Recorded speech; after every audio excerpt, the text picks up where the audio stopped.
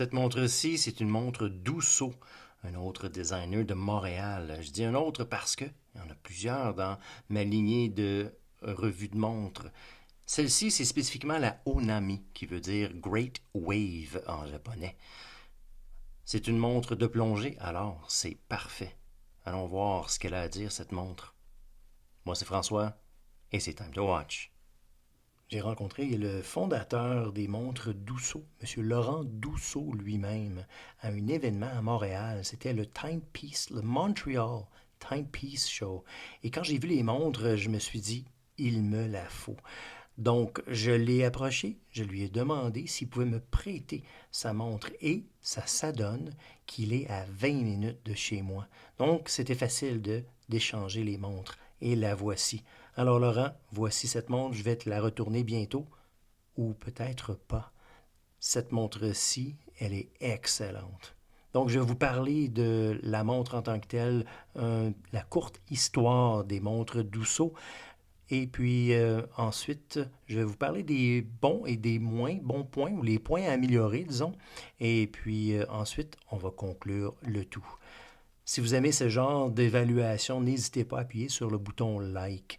Ça aide beaucoup plus que vous le pensez. Et évidemment, je vous encourage à vous abonner. Monsieur Dousseau lui-même, c'est un designer industriel.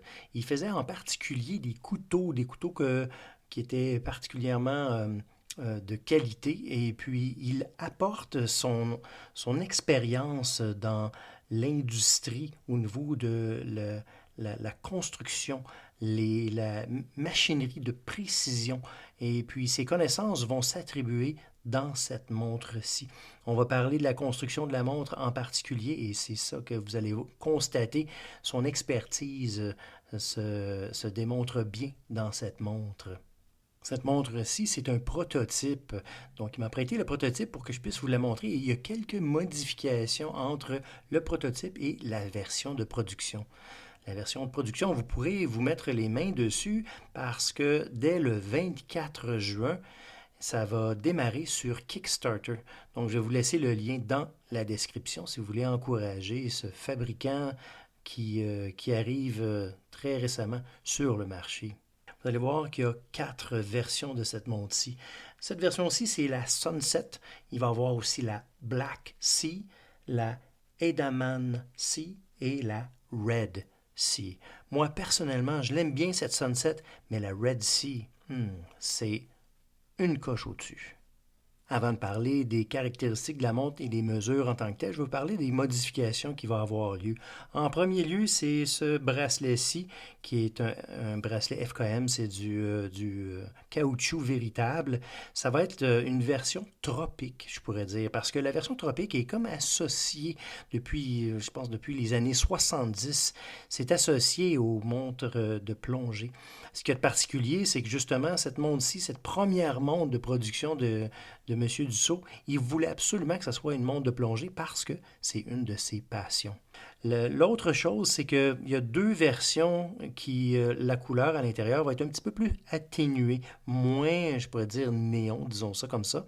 Et puis, il y a ici, je vais vous en parler un petit peu plus tard aussi, mais il y a une deuxième couronne ici qui fait tourner l'intérieur. Donc, c'est comme la loupe qui était intérieure qui va faire en sorte que c'est le timing d'une montre de plongée. Par contre, cette version-ci, elle est bidirectionnelle et la version de production va avoir un genre de cliquetis pour qu'on puisse savoir exactement où on en est au niveau des minutes et elle va être unidirectionnelle. L'autre chose qui va changer, c'est au niveau de ce bracelet-ci. Donc, la montre, ou en fait les montres, viennent avec 2 bracelets. Un bracelet en caoutchouc et un bracelet en cuir véritable. Cette version-ci, comme vous voyez, il y a un contraste au niveau de la couture qui est ici, et ça va être une couture qui va être faite à la main. Une autre chose aussi qui pourrait peut-être changer, c'est ça vient dans ce boîtier ici, et comme vous voyez, on peut mettre 2 montres. Moi, personnellement, Laurent, je la laisserai comme ça. Je trouve ça très pratique. Lorsqu'on fait un petit voyage, que ce soit un week-end ou même une semaine, on ne veut pas apporter toutes ces montres. Et apporter 2 montres, c'est très raisonnable. Disons qu'on en apporte 3 parce on va en avoir un sur notre poignet. Alors, c'est parfait comme moyen de transport pour les montres. Alors, moi, personnellement, Laurent, je garderai ça comme ça. Alors, allons-y avec les caractéristiques de la montre. C'est une montre de 43 mm de diamètre, 47 mm de corne à corne. Elle a 22 mm entre les cornes. Elle a, comme vous voyez ici, 2 couronnes. Les 2 couronnes sont vissées et signées. Ce qui est particulier, comme vous voyez ici, c'est signé et il y a de la luminescence. Je vous parle immédiatement de la luminescence parce qu'on va parler du cadran un petit peu plus tard, mais la luminescence, elle est impeccable, incroyable. Si la version de production, elle est aussi bonne que ce que j'ai vu ici, ça va être fantastique. Donc, cette couronne-ci, c'est pour opérer le mouvement. Le mouvement à l'intérieur, c'est un mouvement Miyota 90-39, qui est un vrai mouvement sans date. Donc, ce que ça veut dire, c'est que lorsqu'on arrive à la première position, après l'avoir dévissé, on monte la montre. La deuxième position, on arrête les secondes et on change l'heure. C'est aussi simple que ça. Lorsqu'on repèse et on revisse, c'est dans ce cas-ci en particulier, encore là, c'est une version prototype, mais c'est très, très, très facile à visser. De l'autre côté, c'est pour, comme je vous ai montré tantôt, pour l'intérieur. Et elle aussi, elle est vissée. Donc, on a juste à la revisser pour s'assurer qu'on garde et on maintient les 200 mètres de résistance d'eau. Le mouvement Miyota à l'intérieur, le 90-39, il vibre à 28 800 vibrations à chaque heure. Et puis, la capacité de réserve, c'est de 42 heures. Si on parle maintenant de la construction en tant que telle, c'est là que vient l'expertise qu'on voit et on constate l'expertise de M. Dousseau.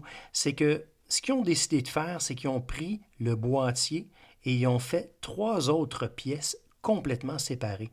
Parce que le but premier, c'était d'avoir la même finition sur chaque pièce. Donc, l'orientation du brossage est identique. Donc, ils ont brossé et ont fait la finition séparément et ensuite, ils ont fait l'installation des 3 pièces, une par-dessus l'autre. Donc, c'est de là qu'on parle de la précision, de la machinerie de précision.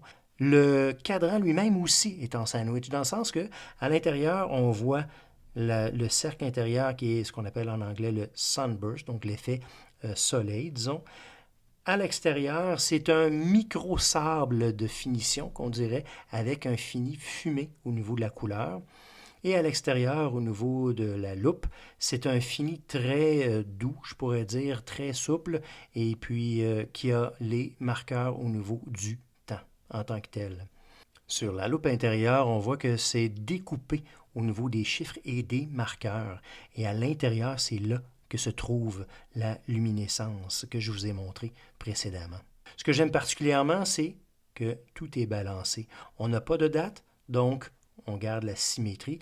Et au niveau du logo et du nom de la compagnie, on garde ça en ligne entre le 12 et le 6.